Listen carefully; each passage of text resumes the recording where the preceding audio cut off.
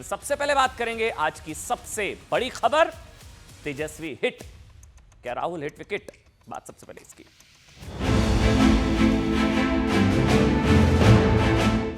इस चुनाव में अगले मुख्यमंत्री चेहरे के रूप में गिरीश यादव जी को हम लोग सपोर्ट करते हैं। श्रीमान तेजस्वी यादव, आप 420 आईपीसी के आरोपी हैं। लालू जी अपने परिवार को छोड़कर किसी को नहीं सत्ता दे सकते।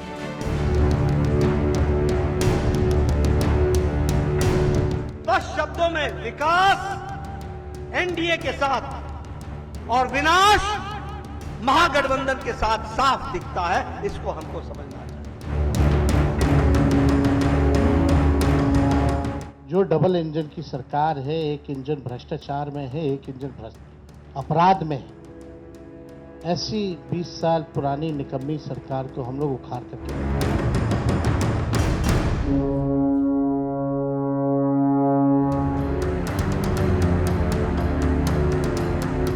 पहले से मालूम है कि लालू जी का जंगल राज अगर लौटेगा तो उनका लड़का तेजस्वी यादव मुख्यमंत्री बनेगा। इसमें नई बात क्या है? 420 के आरोपी तेजस्वी यादव, 420 आईपीसी की धारा 420 के आरोपी तेजस्वी यादव। सुबह से बीजेपी याद दिला रही है। ये सारी प्रेस कॉन्फ्रेंस में एक ही जिक्र हो रहा है, 420 का आरोपी, 420 का आरोपी। सीएम फेस अलायंस का करप्शन का आरोपी, सीएम फेस 420 का आरोपी, सीएम फेस। लेकिन सबसे उत्तर जो बहस हो रही है साहब की, ऑपरेशन सिंदूर के वक्त सरेंडर रटने वाली कांग्रेस ने क्या तेजस्वी के सामने सरेंडर कर दिया?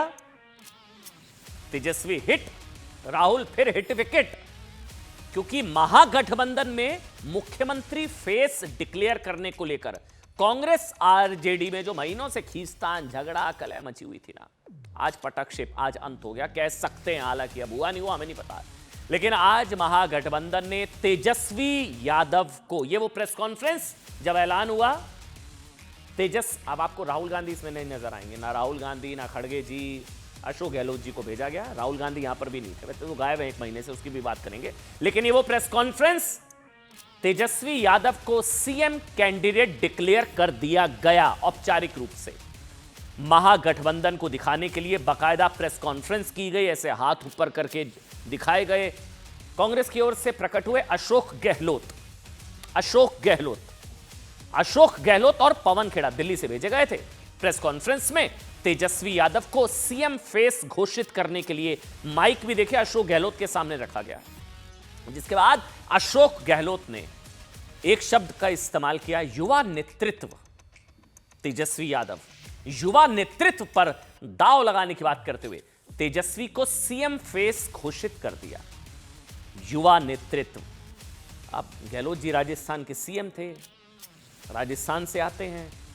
अब इन्हीं अशोक गहलोत की वजह से राजस्थान में युवा नेतृत्व यानी कि सचिन पायलट को दरकिनार करने के आरोप लगते हैं। तो राजस्थान में यह युवा नेतृत्व नहीं नजर आया। लेकिन चलिए, बिहार में युवा नेतृत्व की बात की अशोक गहलोत की, वैसे बॉडी लैंग्वेज से भी समझा जा सकता था कि वो इस घोषणा से कितने खुश हैं, क्योंकि राहुल गांधी कतरा रहे थे। पहले उनसे सवाल भी पूछा गया था कि क्या तेजस्वी सीएम फेस होंगे, उन्होंने इस सवाल को भी दाएं बाएं कर दिया था, जवाब नहीं दिया था। लेकिन खबर सुनिए, इस प्रेस कॉन्फ्रेंस से पहले तेजस्वी यादव के एक पोस्टर से भी, ये पोस्टर था राहुल गांधी गायब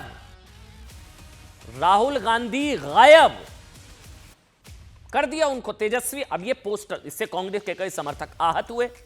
ये वो पोस्टर, ये देखिए, पोस्टर में, प्रेस वार्ता में तेजस्वी यादव की तस्वीर थी।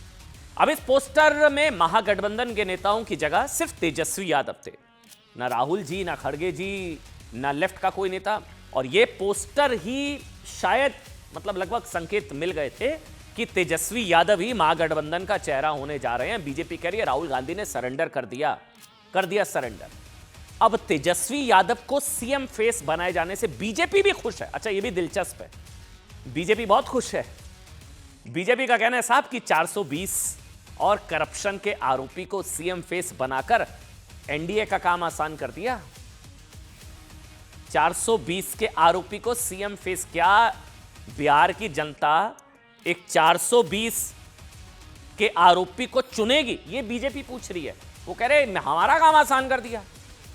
आज हुआ भी, जब अपनी ताजपोशी या फेस वाली ताजपोशी के वक्त तेजस्वी ने कुछ ऐसा कह भी दिया जिसे बीजेपी उनके खिलाफ ही ब्रह्मास्त्र बना रही है। आईआरसीटीसी स्कैम में हाल ही में 420, 120 भी और दूसरी धाराओं में आरोपी बनाए गए तेजस्वी यादव ने कहा, मैं कभी करप्शन से कॉम्प्रोमाइज नहीं करूंगा। तेजस्वी यादव ने कहा, करप्शन से कभी कॉम्प्रोमाइज नहीं करेंगे। बीजेपी ने कहा कि तेजस्वी तो खुद करप्शन और दफा 420 के आरोपी हैं, पंजीकृत अपराधी। ये कहा सम्राट चौधरी ने, पंजीकृत, हालांकि वो सिर्फ आरोपी हैं, ये भी क्लियर करना जरूरी। बीजेपी कह रही है वो तो आरोपी 420 के, उनके पिताजी लालू वो तो कोर्ट से सर्टिफाइड घोटालेबाज, दोषी, वो तो दोषी हैं, लालू प्रसाद यादव दोषी हैं साहब।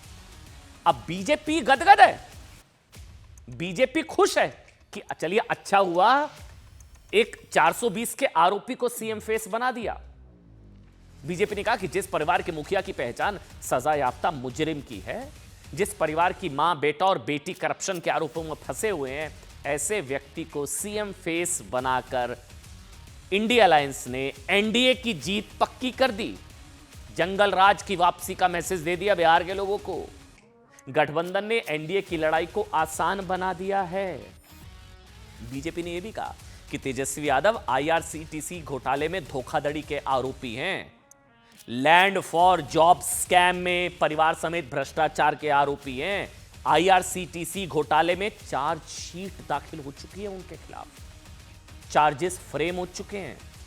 और इस केस में अगर सुनिए तेजस्वी यादव इंडिया अलायंस के सीएम फेस दोषी करार दिए जाते हैं,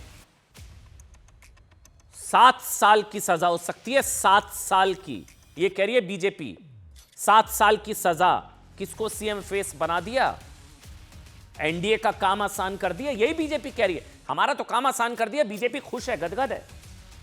बीजेपी ने यह भी कहा, एक और तेजस्वी करप्शन से कॉम्प्रोमाइज नहीं करने की बात कर रहे हैं, कह रहे हैं कॉम्प्रोमाइज नहीं करूंगा करप्शन से। दूसरी ओर चारा घोटाले वाले करप्शन केस में उनके पिताजी लालू प्रसाद यादव कोर्ट से सर्टिफाइड घोटालेबाज है, पंजीकृत अपराधी, सजा काट रहे हैं, बेल पर बाहर हैं। बेटे आईआरसीटीसी स्कैम में तेजस्वी समेत लालू फैमिली पर इसी महीने 13 अक्टूबर को आरोप तय हो चुके हैं, आरोप तय, चार्जेस फ्रेम 420, 120 बी। आज से 4 दिन बाद यानी कि 27 अक्टूबर से इस मामले में ट्रायल भी शुरू हो जाएगा। आप समझिए, ये बिहार के लोगों को पता है ये सारी चीजें। बीजेपी कह रही है हमारा तो काम आसान कर दिया साहब, बना दिया आपने करप्शन के इतने बड़े आरोपी को, 420 के आरोपी को सीएम फेस, बीजेपी खुश। दरअसल एक चीज थोड़ा सा मैं बैकग्राउंडर दे देता हूं आपको। राउज एवेन्यू कोर्ट ने ना प्राइमा फेसी प्रथम दृष्टया जांच एजेंसी के इन आरोपों को स्वीकार कर लिया कि लालू की जानकारी में घोटाले की पूरी साजिश रची गई, कोट अनकोट पढ़ रहा हूं। और इस घोटाले में लालू का पूरा कुनबा अब घिर चुका है। सेक्शंस जो लगाए गए हैं ना, जिन धाराओं के तहत लालू एंड फैमिली पर मुकदमा चलेगा, दफा 420, 120 B, prevention of corruption act की धाराओं के तहत उन पर मुकदमा चलेगा। सीएम फेस तेजस्वी जी, खुद लालू प्रसाद यादव के अलावा राबड़ी देवी, तेजस्वी समेत 14 लोग इस घोटाले के लपेटे में आ चुके हैं। और क्या कह रहे हैं तेजस्वी यादव, मैं करप्शन से कॉम्प्रोमाइज नहीं करूंगा। बीजेपी कह रही है आप खुद करप्शन के सबसे बड़ा चेहरा है, आपका परिवार सबसे बड़ा चेहरा, भ्रष्टाचार से समझौता नहीं करेंगे, ये दावा कर रहे हैं। और आपके पिताजी तो भ्रष्टाचारी हैं, कोर्ट द्वारा साबित दोषी, आप खुद भ्रष्टाचार के आरोपी, ये सारे सेक्शंस। बीजेपी कह रही है 7 साल तक की सजा हो सकती है, 7 साल। एक बार समझिए, जो आईआरसीटीसी स्कैम का पैटर्न भी ना लैंड फॉर जॉब स्कैम के पैटर्न से मिलता है। एक बार मैं आपको थोड़ा सा रिकॉल करा देता हूं। ये वाला जो स्कैम है, सो कॉल्ड आईआरसीटीसी स्कैम, ये 2004 से 2009 के बीच हुआ, जब लालू प्रसाद यादव मनमोहन सरकार में रेल मंत्री थे। इस दौरान क्या हुआ था, भारतीय रेलवे की सहायक कंपनी आईआरसीटीसी, हुआ ये कि साहब आईआरसीटीसी के 2 hotels, BNR Ranchi, BNR Puri, IRCTC के 2 होटल्स की मेंटेनेंस का टेंडर निकला। आरोप है कि लालू प्रसाद यादव के ऑर्डर पर दोनों होटल्स के ठेके पटना से जुड़ी एक प्राइवेट कंपनी सुजाता होटल्स को दे दिए गए। ठीक, यहां तक सब ठीक है। इसके बदले लालू प्रसाद यादव से जुड़ी एक कंपनी को 3 एकड़ कीमती जमीन मिली। ये आज बताना इसलिए जरूरी ताकि आप भी रिकॉल कर सकें कि जो किस मामले में कौन आरोपी है। अभी सिर्फ आरोपी है, मैं बार बार क्लियर कर रहा हूं, चार्जेस फ्रेम हुए हैं, अभी सिर्फ आरोपी, अभी ट्रायल चलना है, लेकिन बहुत सीरियस चार्ज है। जिनको आज सीएम फेस बनाया गया वो कांग्रेस को, हो सकता है राहुल गांधी भी दूरी बना रहे हो, कुछ भी हो सकता है इस मामले में, वो नहीं नजर आ रहे हैं। आरोपों के मुताबिक आईआरसीटीसी स्कैम में हत्याई गई जमीन में लालू, राबड़ी, तेजस्वी यादव डायरेक्ट बेनिफिशियरी हैं। आरोपों के मुताबिक डायरेक्ट बेनिफिशियरी। साहब, इस केस में सीबीआई ने नरेंद्र मोदी सरकार आने के बाद 2017 में केस दर्ज किया। बाद में मनी लॉन्ड्रिंग के केस दर्ज हुआ। आईआरसीटीसी स्कैम की चार्जशीट और सबूतों में प्राइमा फेसी प्रथम दृष्टया भ्रष्टाचार, साजिश और धोखाधड़ी के आरोप साबित होते हैं। ये कोर्ट ने कहा है, कोर्ट ने कहा है। कोर्ट ने यह भी कहा कि लालू प्रसाद यादव को टेंडर आवंटन की पूरी जानकारी थी। अब राहुल गांधी लालू मॉडल को ही फॉलो करेंगे। बिहार में तो चुनाव जब होगा तो लालू मॉडल पर तो होगा। अब लालू मॉडल पर ही चुनाव लड़ेंगे राहुल गांधी जी। कोर्ट ने कहा कि उन्होंने ही साजिश रची। बतौर रेल मंत्री लालू प्रसाद यादव ने टेंडर प्रक्रिया में दखल दिया, बदलाव कराए। कोर्ट ने कहा लालू ने लैंड फॉर होटल स्कैम में कम दाम में जमीन लेने की साजिश रची ताकि ये संपत्तियां तेजस्वी और राबड़ी के नियंत्रण में आ जाए, और लाभ हुआ। भ्रष्टाचार का प्रमाण कोर्ट ने माना। कोर्ट ने भी यह भी कहा साहब कि बड़े पद पर बैठे लोगों को सत्ता का दुरुपयोग करने से ना रोकने के साथ ही न्यायिक प्रक्रिया को मजबूत करना चाहिए। अब आप समझिए, बीजेपी ने बड़ा मुद्दा बना लिया साहब। बीजेपी खुश है, गदगद है, कह रहे बढ़िया हो गया, तेजस्वी को सीएम उम्मीदवार बना दिया, हम तो खुश हैं। बीजेपी ने गठबंधन के सीएम फेस तेजस्वी यादव को 420 का आरोपी इसलिए बताया है क्योंकि कथित आईआरसीटीसी स्कैम में लालू प्रसाद यादव पर 420 करने के अपराध का केस चलेगा। लालू प्रसाद यादव पर आईपीसी की धारा 420 आपराधिक साजिश के लिए 120 के साथ ही सरकारी पद पर रहते हुए प्रिवेंशन ऑफ करप्शन एक्ट की धाराओं के तहत भी केस चलेगा। तेजस्वी, राबड़ी, नीसा पर भी आईपीसी की कई धाराओं के तहत केस चलेगा। अच्छा, एक और केस है, लालू प्रसाद यादव बुरी तरह से फंसे हुए हैं, लैंड फॉर जॉब स्कैम। इस केस में भी लालू फैमिली के खिलाफ आरोप तय करने को लेकर 10 नवंबर को फैसला आने वाला है, 10 नवंबर को। इसलिए बीजेपी खुश है साहब। अच्छा हुआ तेजस्वी सीएम चेहरा, एनडीए का फायदा, यह कहा जा रहा है। सुनिए। जो डबल इंजन की सरकार है, एक इंजन भ्रष्टाचार में है, एक इंजन अपराध में है, ऐसी 20 साल पुरानी निकम्मी सरकार को हम लोग उखाड़ करके फेंकेंगे। करप्शन से तेजस्वी कभी भी कॉम्प्रोमाइज नहीं करेगा, और लॉ एंड ऑर्डर से कभी कोई भी अपराधी कितना बड़ा से बड़ा क्यों ना हो, तेजस्वी उसको बख्शने का काम नहीं करेगा। चारा घोटाले में लालू जी को 4 मामलों में सजा हो चुकी है, और ये सजा है 32 साल की। श्रीमान तेजस्वी यादव, आप 420 आईपीसी के आरोपी हैं, सजा है 7 साल। तो आपका यह दावा कि मैं भ्रष्टाचार टॉलरेट नहीं करूंगा, इसका जवाब देना जरूरी है। अच्छा, दूसरा बड़ा विवाद क्या हो गया? महागठबंधन की ओर से इन साहब को डिप्टी सीएम का उम्मीदवार बनाए जाने को लेकर खड़े हो रहे हैं बड़े सवाल। मुकेश सहनी साहब, उप मुख्यमंत्री का चेहरा, सवाल उठने शुरू हो गए हैं साहब कि फिर कथित मुस्लिम प्रेम, सेकुलरिज्म, जितनी आबादी उतना हक का दावा करने वाली पार्टियों ने मुसलमान 18% के आसपास है, डिप्टी सीएम उम्मीदवार क्यों नहीं घोषित किया? अच्छा, ये एआईएमआईएम ने सवाल उठा दिए। एआईएमआईएम ने इससे लेकर सवाल उठाए कि बिहार में यादवों की आबादी कितनी, 14%, जिनके पास सीएम उम्मीदवार के तौर पर तेजस्वी यादव का चेहरा। बिहार में मल्लाहों की आबादी है करीब 2.5% के आसपास, 2.6%। उनके पास डिप्टी सीएम के तौर पर मुकेश सहनी। मुसलमानों की आबादी करीब 18%। लेकिन महागठबंधन ने क्या मुसलमानों को सिर्फ दरी बिछाने के लिए, ये देखिए आ गया ये 2.6 वाले मुकेश सहनी डिप्टी सीएम, ये एआईएमआईएम की तरफ से पोस्ट किया गया कि 2.5% वाले को डिप्टी सीएम का फेस, 18% मुसलमान क्या इनकी कुर्सियां लगाएगा, दरी बिछाएगा? यह सवाल पूछा और वैलिड सवाल है, वैलिड सवाल है। एआईएमआईएम कह रही है कि सामाजिक न्याय की बात करने वाले एमवाई समीकरण के नाम पर मुसलमानों को ठग लिया गया, मुसलमानों को सिर्फ धोखा दिया जा रहा है, सिर्फ धोखा दिया जा रहा है। 2.5% वाले डिप्टी सीएम, 14% वाले सीएम, 18% वाले का क्या? जितनी आबादी उतना हक, क्या हुआ उसका? और दूसरी बड़ी चीज जिसका मैंने जिक्र किया था, युवा नेतृत्व, राजस्थान में युवा नेतृत्व नहीं दिखा था, तब सचिन पायलट नहीं नजर आए थे। देखिए, करप्शन से कॉम्प्रोमाइज नहीं करने का दावा करने वाले तेजस्वी यादव के लिए करप्शन को लेकर बुरी खबर है कि आईआरसीटीसी स्कैम में आरोप तय होने के बाद आज ही खबर आई है, आज की, सुनिए।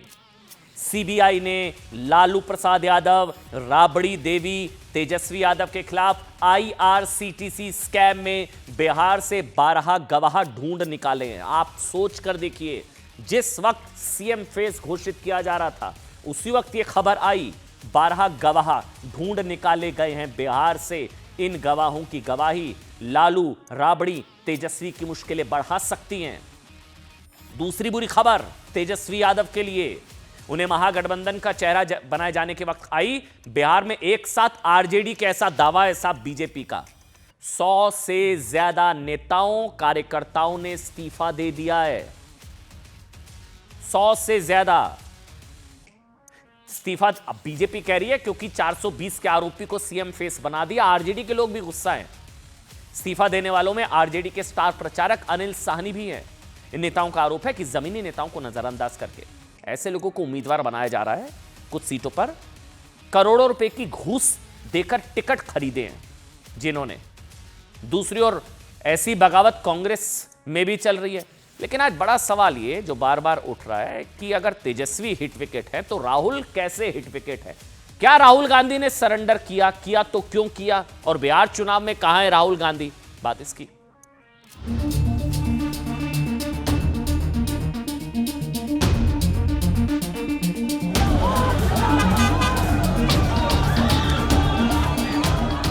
देख रहे थे कि उस प्रेस से राहुल गांधी की तस्वीर गायब थी।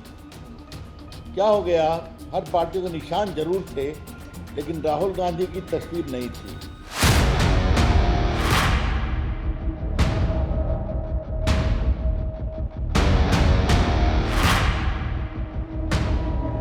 क्या राहुल गांधी के बगैर कोई औचित्य है क्या? मैं नहीं मानता। राहुल गांधी की तस्वीर पर ही वोट पड़ने हैं, किसी और तस्वीर पर वोट नहीं पड़ना है। गांधी जी देश के नेता हैं। तेजस्वी जी ने बार बार ये कहा है कि देश में राहुल जी को ही जनता पुकार रही है और देश के नेता, देश की आवाज राहुल गांधी है। कांग्रेस पार्टी चाहती थी कि नेता पद का नाम घोषित ना किया जाए और गठबंधन मल्टी कास्ट मल्टी क्लास दिखे।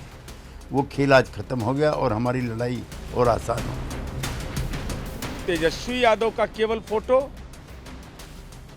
आखिर आपके राजनीतिक मालिक जिनके आप ड्राइवर बने थे, राहुल गांधी कहाँ हैं? ये गजब का गठबंधन है। गठबंधन है या गांठ बंधन है? जॉइंट पीसी हो रही है। तस्वीर केवल एक तेजस्वी की और बाकी जगह पे छोटे छोटे इमोजी लगा दिए हैं। चर्चा बहुत तेज है साहब कि तेजस्वी यादव ने कांग्रेस के साथ ठीक नहीं किया तेजस्वी ने। जब से अशोक गहलोत ने तेजस्वी को सीएम फेस घोषित कर दिया तब से बीजेपी को कांग्रेस से अचानक बड़ी सहानुभूति होने लगी है। बहुत सहानुभूति हो रही है बीजेपी को। बीजेपी का कहना है साहब 135 साल पुरानी पार्टी, 135 साल पुरानी पार्टी को पहले पोस्टर से हटाया, पोस्टर से गायब किया, फिर सीटें कम कर दी, फिर क्या किया? तेजस्वी के नेतृत्व उनसे कबूल कराया और सबसे बड़ा कांग्रेस को उप मुख्यमंत्री पद लायक भी नहीं समझा। समझिए क्या क्या चार बातें हैं जो बीजेपी दावा कर रही है और हुआ भी है कि एक तो पोस्टर से हटा दिया, पोस्टर से गायब राहुल गांधी, सीटें कम कर दी, नंबर 2 तेजस्वी का नेतृत्व कबूल करवाया, नंबर 3 और डिप्टी सीएम लायक भी नहीं समझा। तेजस्वी ने कांग्रेस के साथ ठीक नहीं किया, यह कह रही है बीजेपी। मैं एक बार बताता हूं आंकड़े। 243 सीटों वाली बिहार विधानसभा के लिए आरजेडी करीब 135 सीटों पर लड़ रही है, कांग्रेस पड़ी है 61 सीटों पर और वीआईपी जो है सैनी साहब की पार्टी वो 16 सीटों पर है। महागठबंधन में तेजस्वी तो सीएम 135 सीट सीएम फेस, और मुकेश सहनी 16 सीटों उस तरफ, deputy CM. Congress 61, deputy CM लायक भी नहीं समझा कांग्रेस पार्टी को। तेजस्वी ने राहुल गांधी के साथ ठीक नहीं किया, और बीजेपी तो ये कह रही है कि तेजस्वी ने बदला भी ले लिया एक तरीके से। ना कांग्रेस को के किसी नेता को डिप्टी सीएम फेस डिक्लेयर किया गया, ना तेजस्वी वाले पोस्टर में राहुल गांधी का चेहरा दिखा। यहां तक कि महागठबंधन की पूरी प्रेस कॉन्फ्रेंस में ना राहुल दिखे, ना प्रियंका, ना मल्लिकार्जुन खड़गे, कोई नहीं नजर आया। अब एनडीए को दावा करने का मौका मिला कि महागठबंधन में राहुल तेजस्वी की यह कथित फाइट अब मंच पर दिख रही है। तेजस्वी राहुल को सीधे नकार रहे हैं, यानी आरजेडी जैसी क्षेत्रीय पार्टी के दबाव में कांग्रेस जैसी राष्ट्रीय पार्टी को 243 सीटों में से 25% सीटों पर एक तो सरेंडर करना पड़ा, लेकिन सिर्फ 7% सीटों पर चुनाव लड़ रही वीआईपी को डिप्टी सीएम की दावेदारी मिल गई। बल्कि वीआईपी जो है पार्टी, इनके तो बिहार में 0, एक भी सांसद नहीं है। शायद कांग्रेस को फिर भी 4 सांसद है, पप्पू यादव को अगर मिला दिया जाए, ये इंपॉर्टेंट है। कांग्रेस पार्टी के बिहार में 4 सांसद हैं, अगर पप्पू यादव जी को मिला दे तो। मुकेश सहनी वीआईपी के तो एक भी सांसद नहीं है, फिर भी डिप्टी सीएम तब भी कांग्रेस को नहीं। बीजेपी कह रही है कि कांग्रेस को टॉर्चर किया गया, ब्लैकमेल किया गया, ये कह रही है बीजेपी। अब साहब कांग्रेस के सरेंडर की इनसाइड स्टोरी तो कांग्रेस बता सकती है, टॉर्चर किया गया, सरेंडर नहीं हुआ। एक और सवाल ये कि क्या तेजस्वी का राहुल गांधी से बदला भी पूरा हुआ, ये क्यों कहा जा रहा है? अब इसको ध्यान से सुनिए कि एक तरीके से तेजस्वी ने राहुल गांधी से बदला ले लिया, बदला पूरा हुआ। बीजेपी का दावा है कि तेजस्वी राहुल से तभी से चिढ़े हुए हैं जब से राहुल तेजस्वी को सीएम फेस घोषित ना करने पर अड़े हुए थे। मतलब वो सीएम फेस घोषित कर ही नहीं रहे थे। आज से ठीक 60 दिन पहले 24 तारीख को बिहार में तेजस्वी के सामने ही राहुल गांधी से सवाल पूछा गया था। ये वो तस्वीर 24 अगस्त कि कांग्रेस साफ क्यों नहीं कर रही है कि तेजस्वी यादव बिहार के मुख्यमंत्री होंगे। तेजस्वी साथ में बैठे थे। इस सवाल के जवाब में कह रहे हैं कि हमें वोट चोरी रोकना है। उन्होंने दाएं बाएं कर दिया, सवाल का जवाब नहीं दिया। बीजेपी कह रही है इस बात से चिढ़े हुए थे तेजस्वी। दूसरा सबसे बड़ा, लालू प्रसाद यादव को बचाने वाला ऑर्डिनेंस भी राहुल गांधी फाड़ चुके हैं, वो याद करिए, वो सबसे बड़ा है। क्यों कहा जा रहा है कि तेजस्वी ने राहुल गांधी से बदला ले लिया? क्योंकि लालू प्रसाद यादव तेजस्वी यादव के पिताजी को बचाने वाला ऑर्डिनेंस राहुल गांधी फाड़ चुके हैं। क्या उसका बदला भी तेजस्वी यादव ने लिया? क्योंकि 2013 में राहुल गांधी ने मनमोहन सरकार के उस ऑर्डिनेंस को कथित तौर पर फाड़ा, बकवास बताया, जिसमें दोषी ठहराए गए नेताओं को चुनावी सीट बचाने की बात की गई थी। इस ऑर्डिनेंस का उद्देश्य लालू प्रसाद यादव को अयोग्यता से बचाना था। राहुल गांधी ने ऐसे सांकेतिक रूप से ऑर्डिनेंस फाड़ दिया था। पिता को बचाने वाला ऑर्डिनेंस फाड़ा राहुल गांधी ने। आज तेजस्वी यादव ने क्या राहुल गांधी से बदला पूरा कर लिया। अब एक और चीज समझिए ना, समय का चक्र देखिए। एक समय लालू को बचाने वाला ऑर्डिनेंस फाड़ने वाले राहुल गांधी अब लालू मॉडल पर ही वोट मांगते नजर आएंगे। लेकिन मैं ऐसा करता हूं, वाला बयान सुनाइए आप, वो जरूरी सुनिए, दिलचस्प है। जब तेजस्वी ने तो राहुल को पीएम फेस मान लिया, लेकिन राहुल गांधी तेजस्वी को सीएम फेस नहीं मान रहे थे। सुनिए। इस बार बिहार में एनडीए को खाट फेंकेंगे और अगले बार जब भी लोकसभा चुनाव होगा तो राहुल गांधी जी को प्रधानमंत्री हम लोग बनाने का काम करेंगे। एक पार्टनरशिप बनी है। हम मतलब सारी की सारी पार्टियां एक साथ जुड़कर काम कर रही हैं। कोई टेंशन नहीं है। आइडियोलॉजिकली हम अलाइंड हैं, पॉलिटिकली अलाइंड हैं, तो बहुत अच्छा रिजल्ट आएगा। अच्छा, एक और चीज जो सबसे जरूरी आज चर्चा कि राहुल प्रियंका ने तेजस्वी यादव को सीएम पद का चेहरा बनने की अभी तक सार्वजनिक बधाई नहीं दी है। अभी तक सार्वजनिक रूप से सीएम फेस बनने की राहुल प्रियंका जी ने बधाई नहीं दी है। वैसे तो बीच बिहार चुनाव छोड़ विदेश जाने वाले राहुल गांधी जी पिछले 1 महीने से बिहार से ही गायब है। दूसरी ओर प्रियंका भी आज पटना में मौजूद होने की बजाय हमें जो खबर मिली है वो रणथंभौर चली गई हैं टाइगर सफारी, वहां पर सफारी देखने के लिए। प्रियंका वाड्रा रणथंभौर में दिखाई दी हैं। आज का दिन महागठबंधन तेजस्वी यादव के साथ एकजुटता का मैसेज देने के लिए काफी अहम था, लेकिन प्रियंका वाड्रा पटना ना जाकर रणथंभौर में पिकनिक मनाने के लिए पहुंच चुकी है। दूसरी ओर राहुल गांधी भी 2 दिन पहले दिल्ली में जलेबी बनाते दिखे थे। इससे पहले वो चंडीगढ़ जा चुके हैं, शिमला जा चुके हैं, रायबरेली जा चुके हैं, बिहार नहीं। बिहार में आखिरी बार वो नजर आए थे, हमारी जब टीम ने रिसर्च की, वो जलेबी वगैरह सब बनाने से पहले 24 सितंबर को आखिरी बार वो दिखाई दिए थे बिहार में। 24 सितंबर, अब आज 23 तारीख है, कल 24, मतलब 1 महीना हो गया। 1 महीने से 1 महीना राहुल गांधी बिहार नहीं। इसके बाद राहुल तेजस्वी के साथ दिखना तो दूर, बिहार में भी नहीं दिखाई दिए। आज भी कांग्रेस नेतृत्व के कहने पर अशोक गहलोत तेजस्वी के साथ नजर आए, लेकिन राहुल गांधी नहीं बिहार। प्रियंका जी रणथंबोर। बीजेपी का दावा है कि IRCTC स्कैम में तेजस्वी पर दफा 420 लगने के बाद राहुल गांधी तेजस्वी से दूरी बना रहे हैं, 1 महीने से नहीं। क्योंकि तेजस्वी यादव को धोखाधड़ी और ठगी का आरोपी बनाए जाने के बाद राहुल, प्रियंका या मल्लिकार्जुन खड़गे ने उनके समर्थन में कोई बयान नहीं दिया था। जब उनको IRCTC स्कैम में जब आरोप तय हुए थे, चार्जेस फ्रेम, तब भी कोई समर्थन में बयान नहीं दिया था। इसके अलावा एक और फैक्ट ये भी है कि तेजस्वी के CM कैंडिडेट बनने के बाद भी RJD और कांग्रेस के बीच फाइट खत्म नहीं हुई। आप जानते हैं करीबन 11 सीटें हैं जिन पर महागठबंधन आपस में लड़ रहा है, बल्कि एक सीट तो ऐसी है जो रविशंकर प्रसाद आज बता रहे थे, जिसमें CM फेस और डिप्टी CM फेस दोनों आपस में लड़ेंगे। नाम दिया गया फ्रेंडली फाइट। तेजस्वी को CM फेस बनाए जाने के बाद कांग्रेस समर्थक सांसद पप्पू यादव नाराज है। कह रहे हैं साहब कि बिहार सिर्फ राहुल के चेहरे पर जीत सकता है, वोट पड़ेगा तो सिर्फ राहुल जी के चेहरे पर। सुनिए। जगह नहीं मिली है भैया, राहुल गांधी के बगैर कोई औचित्य है क्या? मैं नहीं मानता। राहुल गांधी की तस्वीर पर ही वोट पड़ने हैं, किसी और तस्वीर पर वोट नहीं पड़ने हैं, समझ गए? राहुल गांधी जी का सिंगल चेहरा होना चाहिए और अब गठबंधन में सबका होना चाहिए। एनडीए की सरकार मोदी जी के नेतृत्व में, नीतीश कुमार जी के नेतृत्व में विकास की ओर जाने वाली सरकार। और ये जो अभी नया नेता जिन्हें घोषित किया गया, इनकी पार्टी, इसमें विनाश ही विनाश है। इस बात को आप समझ लीजिए, बिहार का विनाश होता है, इसको समझ लीजिए। देखिए, बिहार के बाद बात दिल्ली की करेंगे। बिहार में किसके वादे पूरे होंगे, दावे पूरे होंगे, पता नहीं, लेकिन दिल्ली में दावे और वादे पूरे नहीं हुए हैं, ये बात कहने में कोई हिचकिचाहट नहीं। सरकार नई, यमुना वही। बात अब इसकी।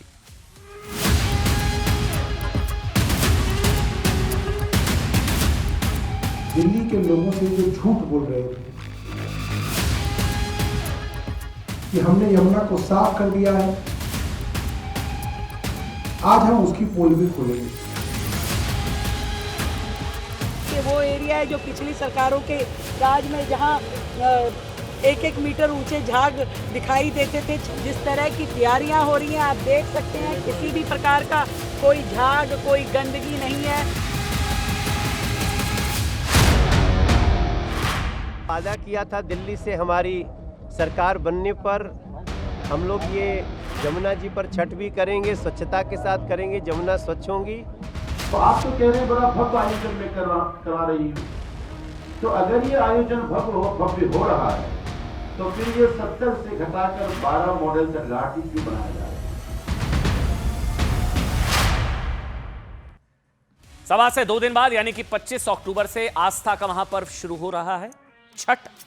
तस्वीरें देखिए आप साहब, कोई हिचकिचाहट नहीं है कहने में, सरकार नहीं, यमुना वही। आस्था का महापर्व छठ शुरू हो रहा है।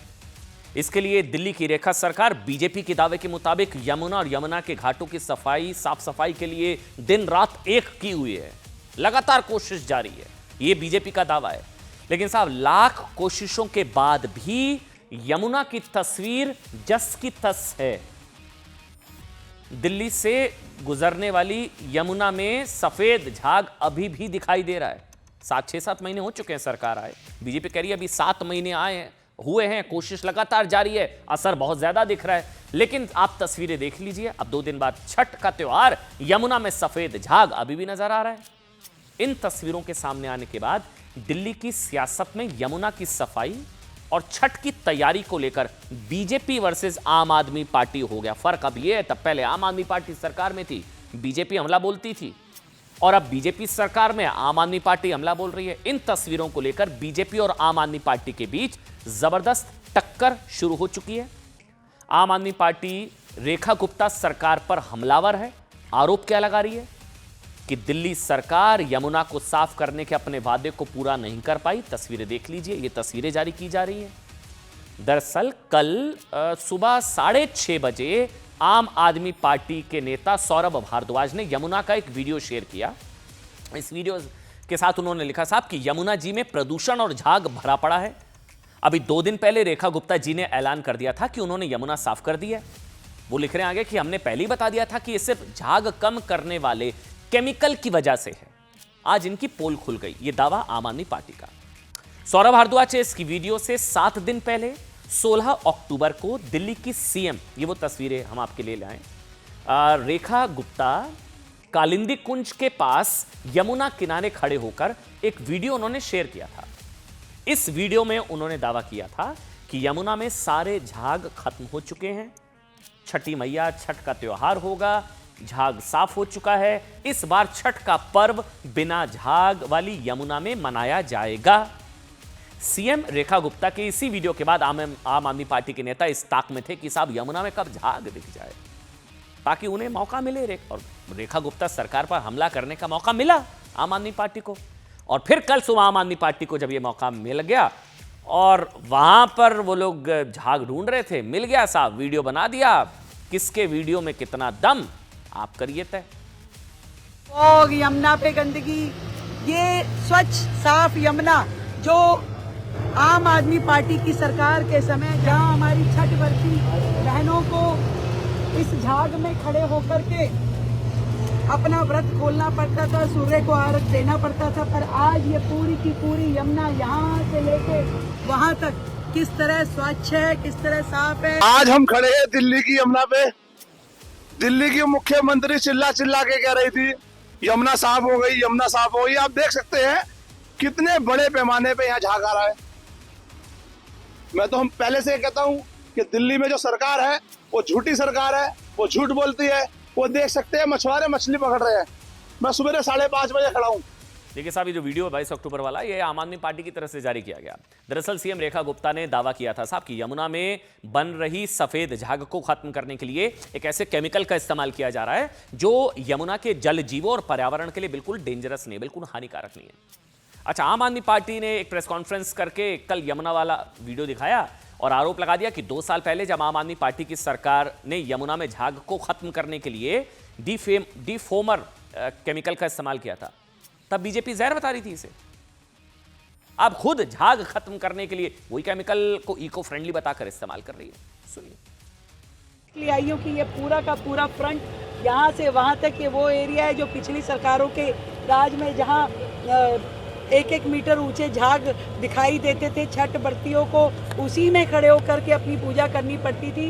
पर आज भाजपा सरकार के शासन में जिस तरह की व्यवस्थाएं चल रही है, जिस तरह की तैयारियां हो रही हैं, आप देख सकते हैं किसी भी प्रकार का कोई झाग, कोई गंदगी नहीं है। तो 2 तरीके से दिल्ली वालों के साथ छल कपट कर रहे हैं। पहला, जिस केमिकल को ये जहर बताया करते थे, कहते थे दिल्ली वालों को हम मार डालेंगे, उस केमिकल का स्प्रे कर रहे हैं। और दूसरा जो छल कर रहे हैं वो महापाप है जो इन्होंने पिछले 10-11 साल दिल्ली के पूर्वांचलियों के साथ किया।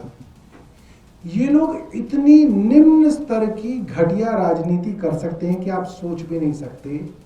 इन्होंने पिछले कई वर्षों तक पूर्वांचलियों को छठ मनाने के लिए तरसाया।